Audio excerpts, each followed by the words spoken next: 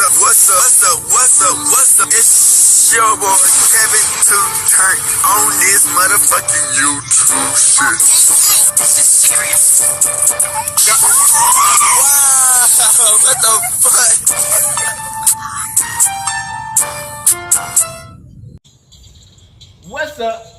fuck? What's up?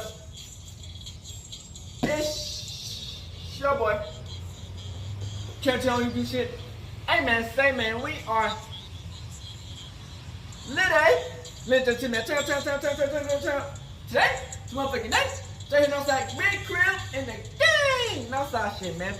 Hey man, say man, free Palestine, free Congo, Russia do your thing, and Texas stand the fuck up, man. Each day is a new day to be a better version of yourself. Never let somebody bring you down. Always fight back. Never let somebody tell you who you are, but also never put yourself in a position you don't belong, gang. Stay humble. You know what I'm saying? Hey man, say man, I hope y'all ready for this revolution, for this movement, man. Continue to fight with your boy, man. Continue to spread the real, man. Each day, every day, you know, keep Yahweh first. You know what I'm saying? Hey man, say man, never give up. Come to the Black Hebrew Israelite as a real Jew, man. I hope y'all enjoyed this video, man. Let's get into it. All right. Today, to motherfucking day, straight here, outside big crib in the game. No side shit. All right, gang. So I don't understand with this shit, man. You know what I'm saying? We have players. They come and go. You dig what I'm saying? They sometimes they good in the beginning, then end up being bust. But Ben Simmons, I thought this nigga was gonna be not the next LeBron James, but I thought this nigga was gonna be up here. You know what I'm saying? Ain't no damn way anybody saw this like this what's going on now coming. So I've been hearing that Ben Simmons has retired, which I've been trying to make a video about this shit, but it's like, damn, you know, Ben Simmons, man, he was actually a decent all-star. It's like after he had a couple of contusions with his body and mental mind frame, he just whacked the fuck out. So we have some videos about what's going on with Ben Simmons, man. You know, like I said, man, I supported Ben Simmons. I want to see a good comeback out of Ben Simmons. I wish he could have done something better than what he did, but at the end of the day, man, you know, that mindset is a strong motherfucker, man. You gotta have a strong mindset. So I got the videos. I hope y'all enjoy them. Make sure you like and subscribe, and let's fuck with your boy. All right.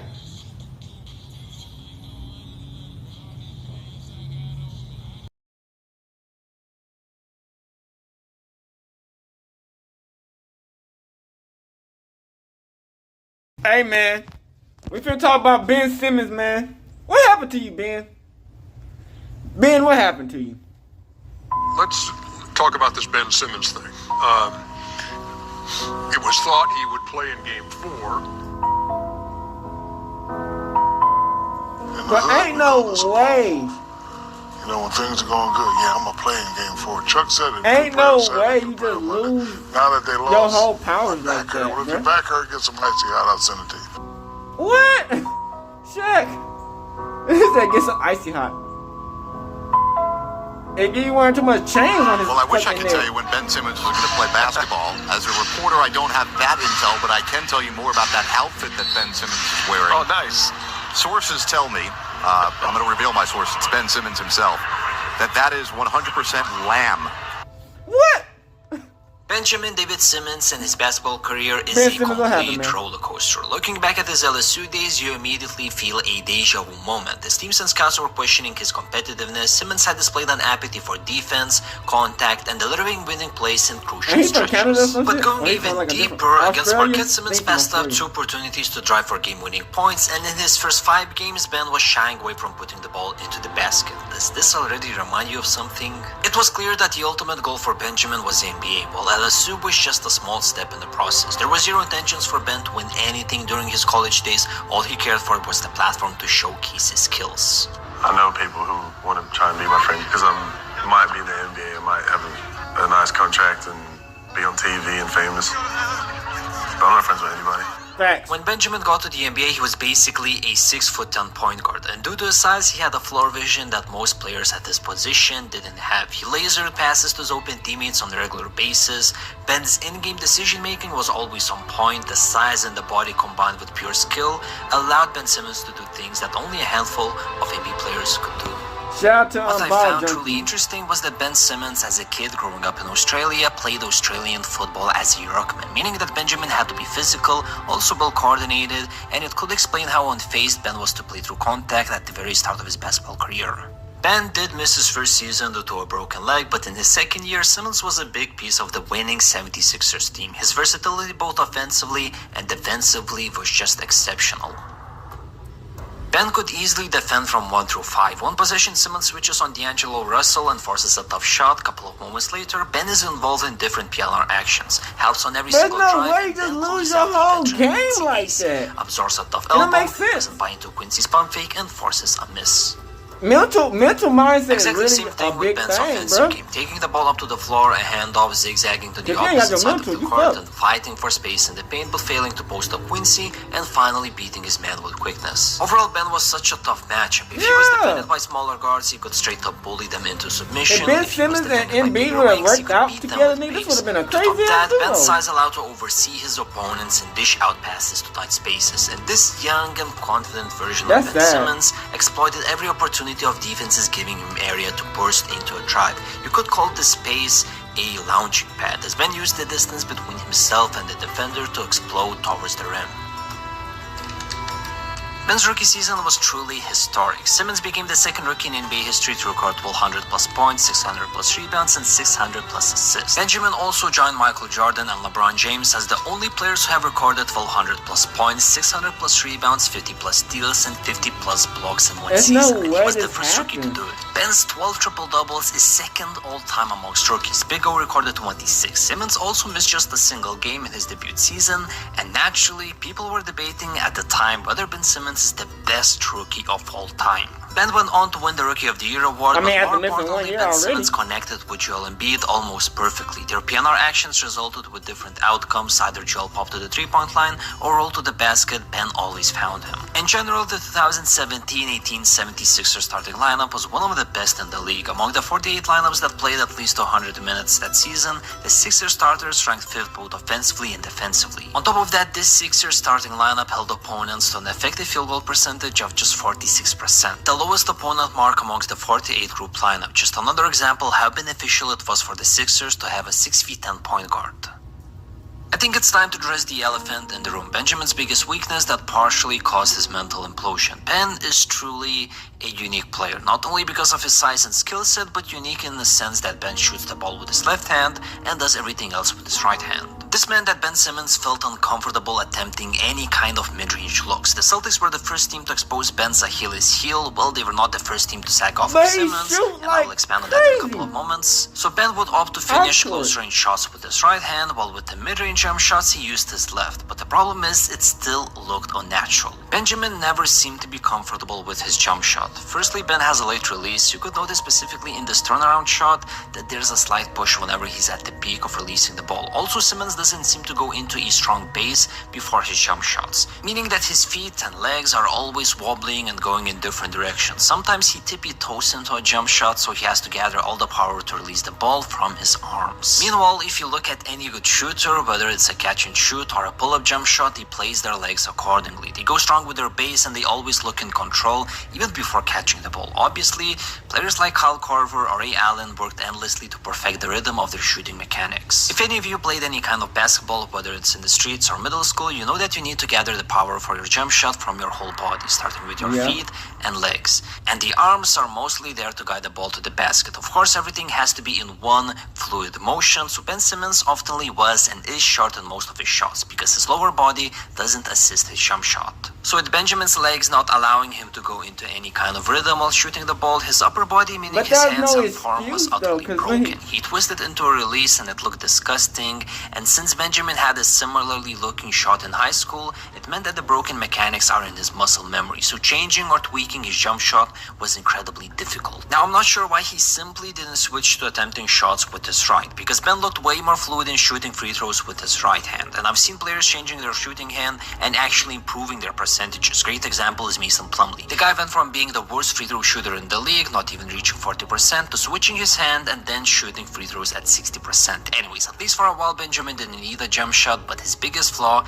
came to haunt him eventually. The start of 2018 playoffs and Simmons was shining in the brightest spotlight. Simmons recorded first playoff triple-double for a rookie since Magic Johnson in 1980. He was a rebound shy of a triple-double in Game 1 against Miami, flirted with a triple-double in Game 2 and 3, and in Game 4 he finally recorded a triple-double, while helping the Sixers to overcome Dwayne Wade's heat. In the second round against the Boston Celtics, the Celtics were missing Gordon Hayward, Kyrie Irving, and Jaylen Brown, who returned in the second game of the series. Boston were led by another rookie, Jason Tatum, who was also having a historic rookie campaign. So after Ben had a successful Game 1, in the second game the Celtics changed their defensive approach towards Ben Simmons.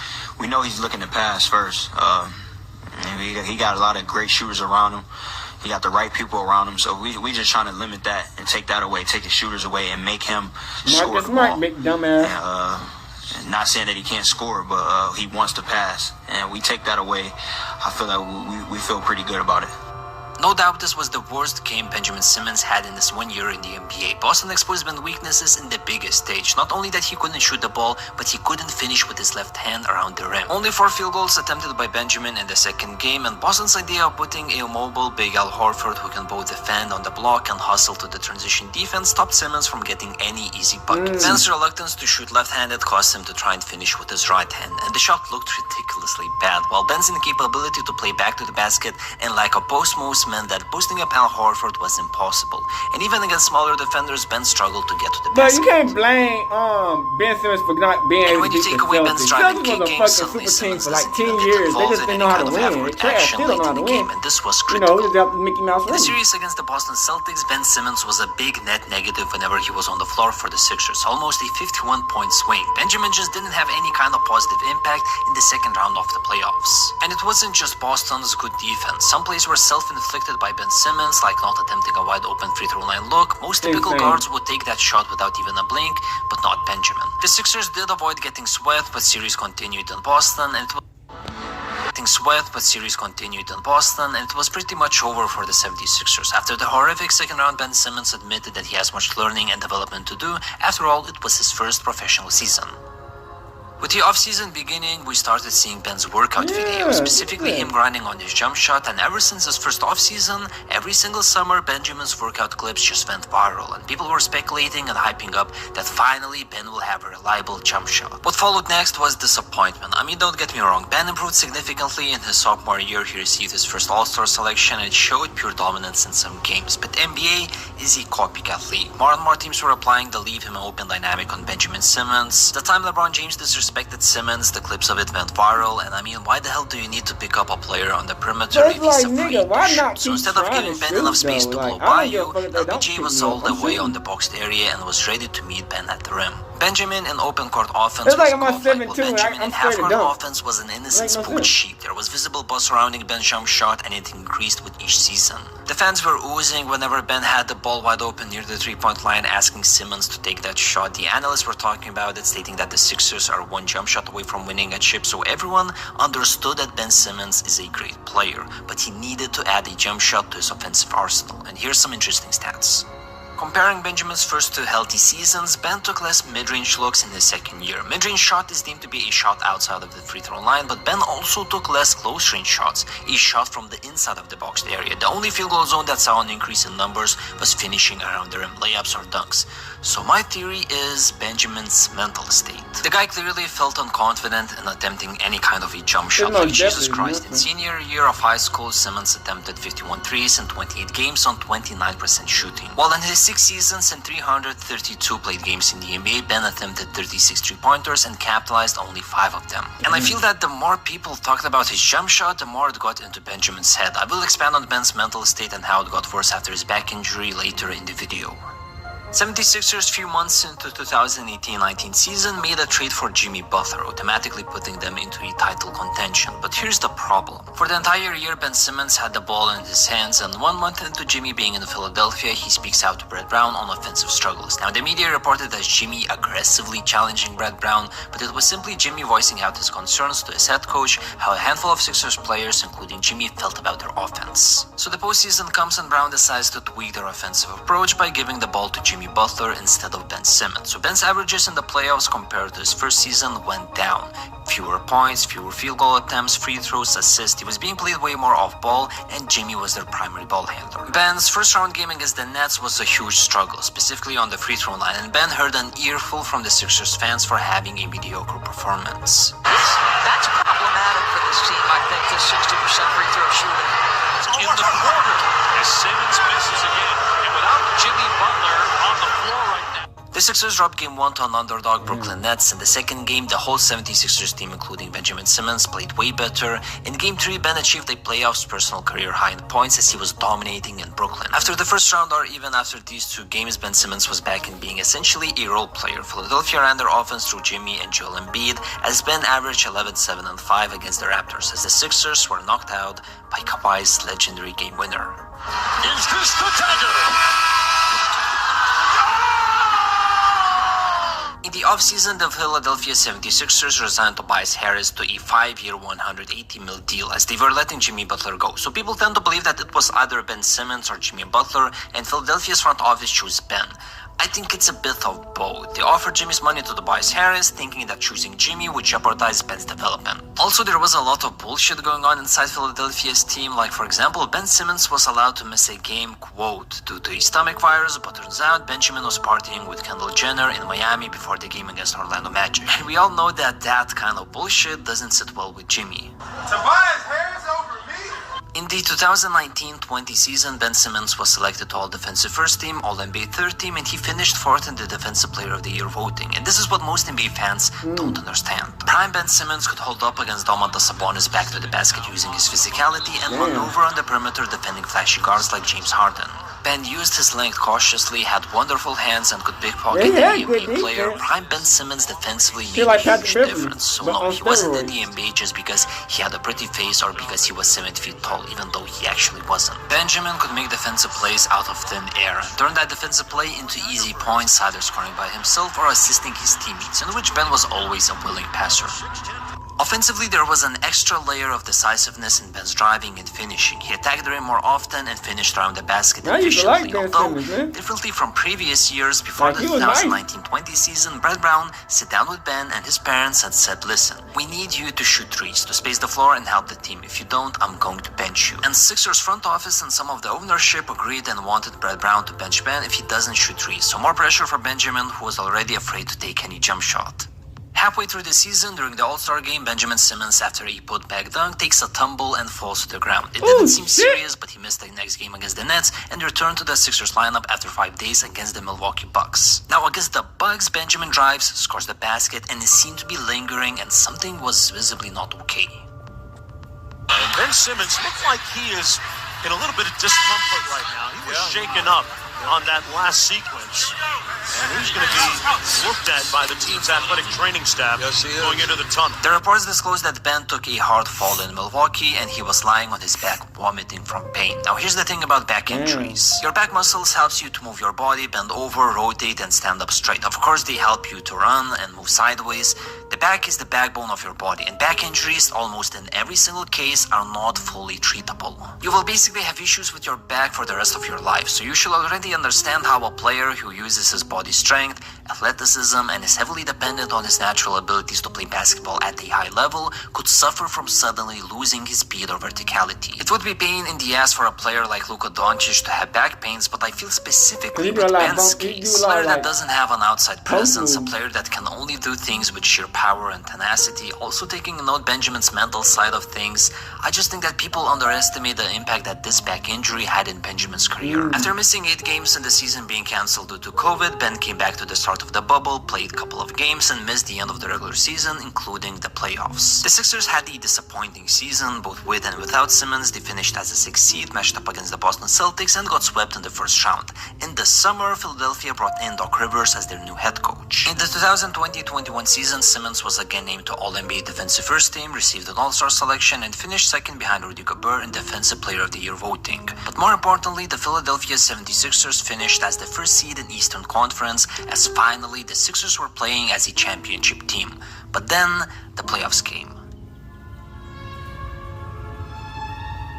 First round of 2021 playoffs, and Ben Simmons is breaking every single free throw against the Wizards. The sample size is small, but Ben was basically breaking records with how bad he was on the free throw line. Simmons was a point guard between your usual suspects who are big men and hated shooting free throws, so the Wizards were hacking Ben Simmons. They intentionally fouled Ben to secure a win in the Game 4, and Doc Rivers after the game defended Benjamin, stating that he's not going to bench him and that Simmons does so many good things. Ben is not a 40-point guy. It's not what he does. He does other things for your team. And I just don't understand why that's not sinking in our city. You know, everybody on the team doesn't have to be a scorer to help the team. Ben scores, but Ben creates scoring for us. That's what he does. So if I'm Ben at some point, I'd get tired of it. Interestingly enough, Scott Brooks and the Wizards back in 2017 were also hacking Ben Simmons and managed to raise a double-digit lead. After eliminating the Wizards in Game 5 in the second round, the Sixers faced Atlanta Hawks with Trae Young, and the Hawks implemented Washington's idea to hack Ben Simmons in their first game, and this was crazy. The Hawks were securing their lead by fouling Philadelphia's main point guard. Meanwhile, the Sixers couldn't get into any kind of offensive run to try and tie the score, so Doc Rivers were basically counting on Benjamin's free throws to get him back into the game, because 6 points in today's basketball is nothing. And the thing is, 76ers even couldn't get into out of a timeout set play as Atlanta's players were immediately hacking Ben, so Doc Rivers was eating up his own words on the decision to not bench Benjamin in crucial stretches of the game. I wouldn't say that Doc was clueless on what's happening. In my opinion, Rivers was betting on Benjamin to make the free throws and he was showing support for one of his leaders. But what entangled from that one decision to not take out Ben out of the game was that Benjamin was mentally drowning with each walk to the free throw line. Still to this day, I genuinely believe that Doc Rivers failed to read Benjamin's body language. I'm not sure how, and Doc was setting up Ben Simmons for failure. I know that Benjamin is a superstar player and he should be knocking down free throws, but by this moment everyone talked about Benjamin's game not being suited for the playoffs. Everyone knew his troubles, and I do understand as a coach you don't want to change the way you play during the whole year, and usually coaches want to stick to their game plan, but just look at Ben's field goal attempts in the fourth period of playoff games. Not making any kind of adjustments when your second guy behind Embiid not only isn't productive but straight up is damaging your team's performance. Doc Rivers was either inept or afraid to make any changes in crucial stretches in the playoffs, as Sixers blew an 80-point lead in Game 4 and a 26-point lead in Game 5. And I already think you know what happened next for Benjamin Simmons and the Philadelphia 76ers. Simmons, they cleared out for him. Back this way in. Spins on Gallinari. Gives it up. Oh, it was right there. And a foul as Thibault goes to the basket. Go ahead, Trae Young. But that's when you know that the game is in your head. That's a dunk for Ben Simmons right there. You got it. And I know you got it to Thibault. You got the free throws, but Ben Simmons, you got to shoot that shot.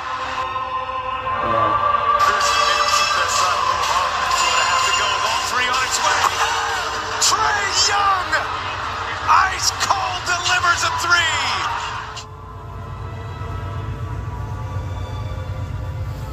Yeah, he got cooked.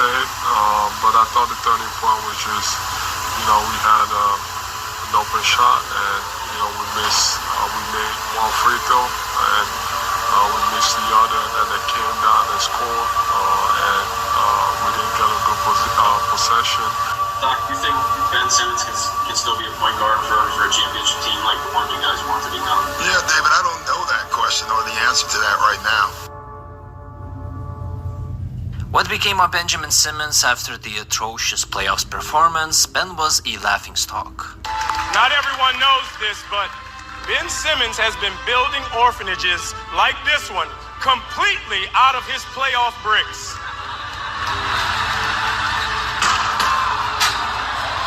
And this was pretty much the end of Ben Simmons that we knew. He managed to play the best regular season in his career, accompanied with the worst postseason you can imagine for an all-star player.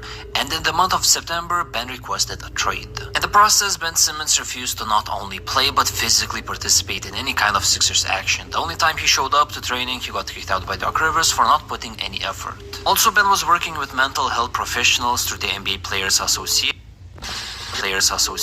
but he didn't communicate his progress with the Philadelphia organization, so Benjamin missed NBA games due to personal mental issues. Right before the trade deadline, Ben Simmons alongside Seth Curry and Andre Drummond with 2 first-round picks were sent to Brooklyn in exchange of James Harden. Simmons disclosed that there's no date for his return as he missed the whole season, including the playoffs. His debut came in 2022-23 season against the Pelicans and Zion Williamson. Now, this was Zion's first game in 533 days, that's a bit less than 1.5 years, but Zion scored 25 points, only 50% shooting. Meanwhile, Benjamin, who missed 1 year of basketball, scored 4 points. And this was exactly what we saw from Benjamin Simmons in this season. He was not able to do any kind of scoring. He was essentially a 6'10" player who makes $35 million a year and can only pass the ball. There was no aggressiveness or desire to take it upon himself and destroy everyone who tries to block his way to the rim, but some plays it was pretty ridiculous how Benjamin couldn't finish around the basket. Even right here, he has a smaller tight Jerome and doesn't even try to back his way to the hole. It was shocking how a non-factor Ben was offensively. I mean, I do understand that Brooklyn had KD and Kyrie Irving and they got all the touches, but Simmons attempted 5.5 field goals per game. Not sure was it his mental issues or back pains or even both. Ben missed half of the season. The Nets surprisingly finished as a 7th seed, and Ben also missed the playoffs. In the most recent season, Benjamin played only 15 games. To be honest, the Nets looked fun with Benjamin, a lot of transition offense with quick behind the arc shots, a fun up-tempo style where Ben acted as a distributor in their lineup, but it still doesn't change the fact that Benjamin Simmons has one of the worst contracts in the league, and he's a point guard that can't be playing on any contending team. His game didn't change to any positive side. He just lost his speed, velocity, aggressiveness, and any desire to take the matter in his own hands, even in the regular season. Teams were still treating Ben as a janitor on the perimeter. No one really even paid any attention that Ben is on the court, and what I don't get is that yes, Ben had mental problems, I acknowledge that, but Ben tries to deflect his jump shot issue, and he treats it as a narrative. When JJ Redick asked Benjamin about not shooting threes, Ben got defensive, saying that, oh, I do other things, I'm a great playmaker, I don't need to be Steph Curry. No one asked Ben Simmons to be lights out from the perimeter. The fans, the coaches, the media asked Ben Simmons to at least attempt one long-range shot. Not make, but at least try taking those 3-point looks. After just 15 games, Ben underwent a successful lower back procedure, and Brooklyn Nets shut down Benjamin Simmons for the remainder of the season. And that's the exact legacy Ben Simmons is leaving behind himself. He was a wonderful player when he was healthy, but the LSU basketball community dislikes him, as the Philadelphia 76ers fanbase hates him. Stop, gang. You can count the number of three-pointers Ben Simmons has made in his 7-year career on one hand. If we told you that Shaq was a better free throw shooter than Ben, would you be surprised? How can somebody be the #1 overall pick, win Rookie of the Year, make 3 All-Star teams, and somehow still be considered a bust, and the owner of the worst contract in the NBA? Here is the curious case of Ben Simmons, his success, failures, and where he stands today. In theory, Ben Simmons is a 6'10" point guard with excellent court vision, premier defense, and elite athleticism. But now, in reality, he's a disappointing role player on a mediocre Brooklyn team, and Simmons couldn't be dominant even after the Nets traded all their superstars. But how did it get so bad? How come Simmons shot 70% from the free throw line in his first playoff series and just 33% in his last one? If we go back to his college days, Ben had one of the most productive seasons in recent memory, being the first NCAA player since 1986 to average over 19 points, 11 rebounds, and 4 assists per game. He was one of the most fluid and coordinated athletes you'll find in any sport, not just basketball. With long strides, great body control, and unpredictable change of pace, Simmons did things in transition we haven't seen from somebody his size. And because of his tremendous ball handling and a knack for finding open teammates with bullet passes, Ben's scouting reports were flooded with LeBron comparisons. So when Simmons was selected as the first overall pick in the 2016 NBA draft, nobody was surprised. But it didn't take long for problems to arise. During the 76 Sixers training camp just a few weeks ahead of the season, Ben fractured the 5th metatarsal bone in his right foot. He was estimated to miss 3 to 4 months, but because he re-injured the foot during rehab, Simmons was forced to miss the whole season. Philly fans were in despair. After injuries took away the first 2 years of Joel Embiid's career, they feared the worst for Ben. But as soon as the 2017-18 season started, Simmons started showing everyone why he was selected first overall. It took him only 4 games to record his first triple-double. Yes, the triple-double for one Ben Simmons. And he became the only player in NBA history to begin a season with at least 170 points, 100 rebounds, and 80 assists in his team's first 10 games. Ben finished the year averaging 16 points, 8 rebounds, and 8 assists on 55% shooting from the field. And he was easily the most versatile rookie since LeBron James. Simmons won Rookie of the Year over Donovan Mitchell, but even more importantly, he helped Philly to win 52 games and reach the playoffs for the first time in 6 years. The process was finally over, and the Sixers proved that 4 years of tanking is a great way to acquire top talent. Their GM and the master of draft picks, Sam Hinkie, suddenly looked super smart, especially after the Sixers dominantly won the first round of the playoffs against the Heat. Simmons averaged 18, 10, and 9 in 5 games versus Miami and became the first rookie since Magic Johnson to record a triple-double in his first playoff series. However, the hype around Ben and the Sixers soon dissolved, when the next round showed the ugly side of Ben Simmons and exposed his biggest weakness. The Celtics were able to completely shut down Simmons' driving kick game, mainly because of quick-switching center Al Horford. Boston gave him a Grand Canyon of open space on the perimeter, daring Ben to shoot and staying close to everybody else. It worked like a charm. Ben looked lost, unmotivated, and completely harmless. The Sixers' offense got extremely clogged, and they lost the series in 5. Even though his versatility, defensive prowess, and court vision got heaps of praise just a few weeks prior, Simmons was suddenly the most hated man in Philadelphia. News outlets and fan forums trashed his game and character,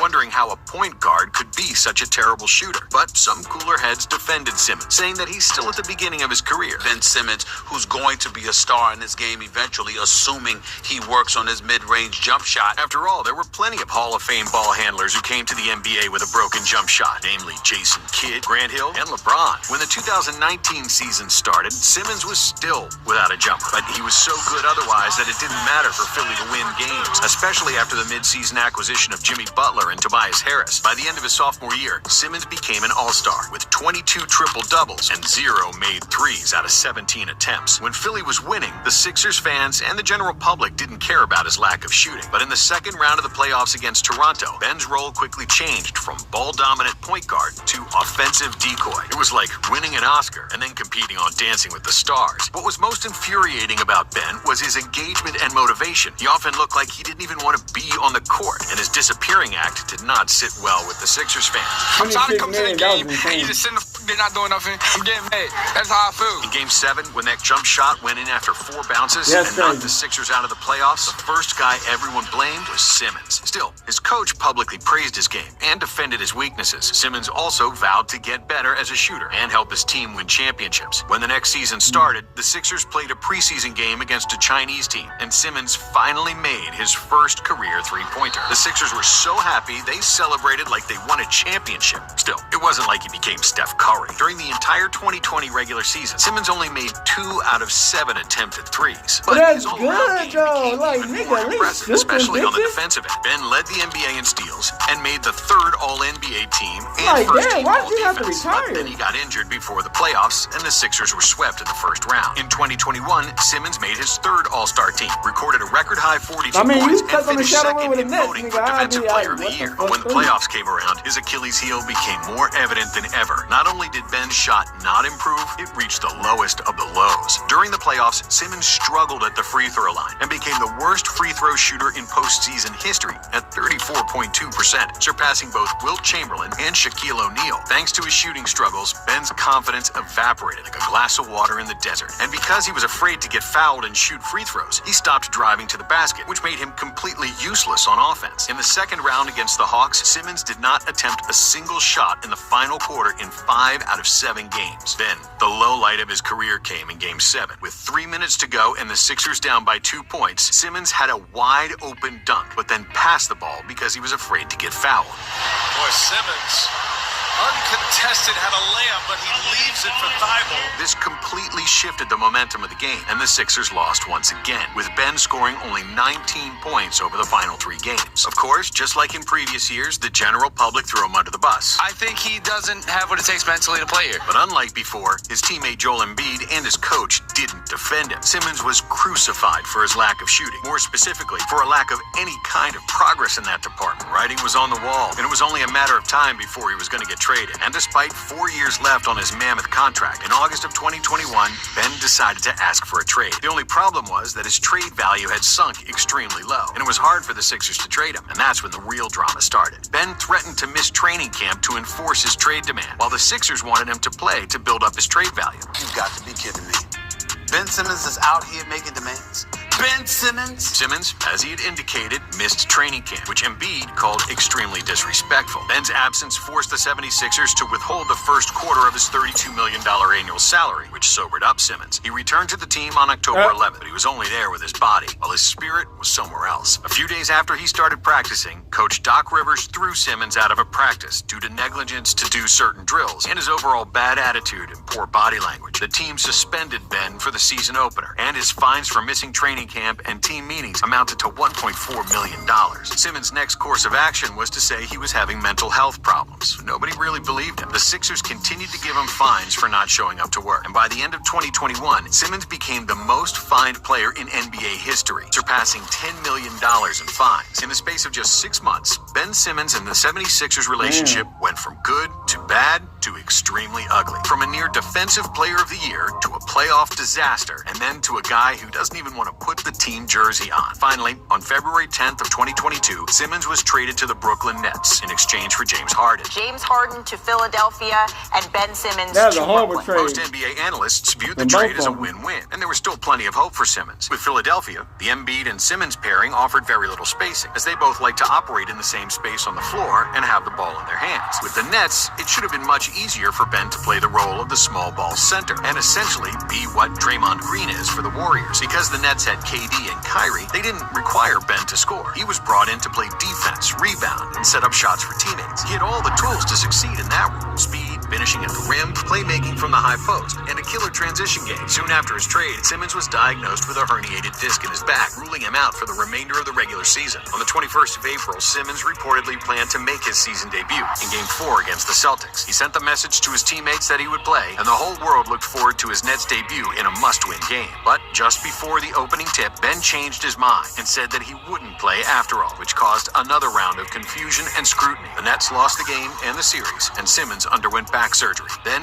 finally, at the beginning of the 22-23 regular season, Ben returned to action. But it didn't look pretty, and he looked like a shell of his former self. Simmons looked uncomfortable just looking at the basket, let alone trying to make a jump shot. Once again, he was not driving to the basket because it exposed his shooting struggles from the free throw line, and he shot just 44%, by far the worst mark in the NBA. His passive play was detrimental to the team, and what was worst of all, his defense wasn't much better either. Due to injuries, Simmons lost some of his mobility and athleticism, and when he was on the court, the Nets were a disaster. However, around Christmas, Simmons finally started to play better. On January 17th, Simmons recorded his first triple-double as a Net, logging 10 points, 10 rebounds, and 11 assists against the Spurs. Things looked like they were improving. Then in February, Simmons had his knee drained, which removed him from the lineup. Then on the 24th of March, the Nets announced that Simmons had been diagnosed with a nerve impingement in his back and would be out for the rest of the season. Ben still had 2 years left on his deal, worth $78 million, which is without any doubt the worst contract in the NBA. So far, Simmons played just 55% of possible games. He's made just 5 career three-pointers, and he's showing more and more injury concerns. He still shoots with the wrong hand because he's a natural righty, but his dad raised him to shoot with his left. If you look at his hook shots, floaters, layups, and dunks, He's a natural righty, but he's doing it. There's an undeniable potential in his shot, but the worst thing is that he never progressed as a shooter. He's gotten worse, which trashed his confidence. But the reality is that Simmons doesn't ever need to be anything more than an average shooter, just like Draymond or Giannis. If he's even a 30% shooter for 3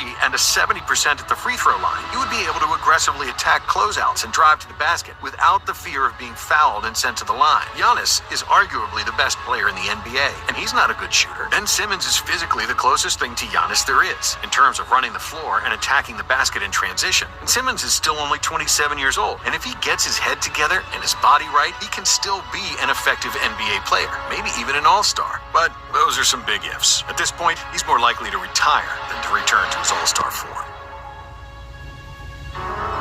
I'll be back. So yeah, man, so it's like, man, Ben Simmons, man. Like I said, I think he's from Australia. You know what I'm saying? I don't know what it is with Ben Simmons and why he just did not play like he played.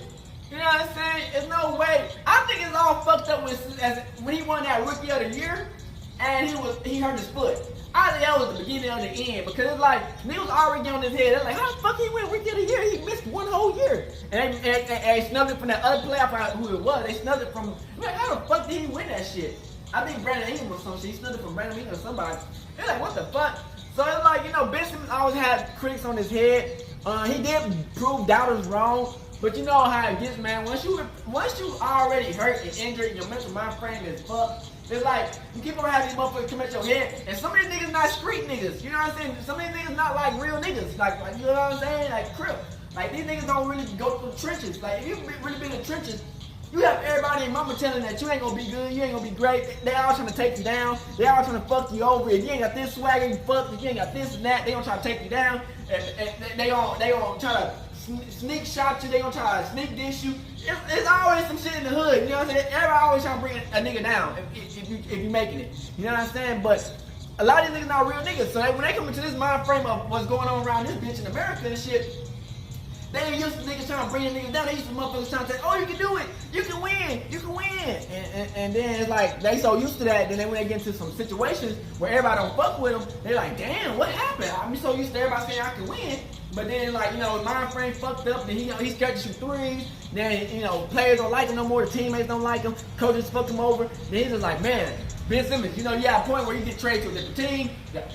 With this team, the team don't really, you know, the team trash, then you got a good, like, I think he should have did something with the Nets.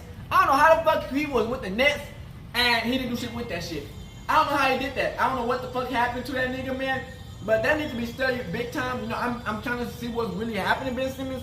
But I feel like, man, if he would have had a stronger upcoming, he probably would have made it farther. You know, he made it farther than a lot of niggas, but you know how it goes, man. You make it farther than a lot of niggas, man, but you still don't make it to where you need to get to. So, hey, all I'm saying is Ben Simmons, he had a chance, he made it farther than a lot of niggas, and he just, hey, what else can you do, man? Hey, if you ever come back, that's a W. But at the end of the day, I still support Ben Simmons and we out this bitch. Hood, Northside, career, gang shit. Hey, Dad, you know, dog, when we link up, dog, this shit be legendary.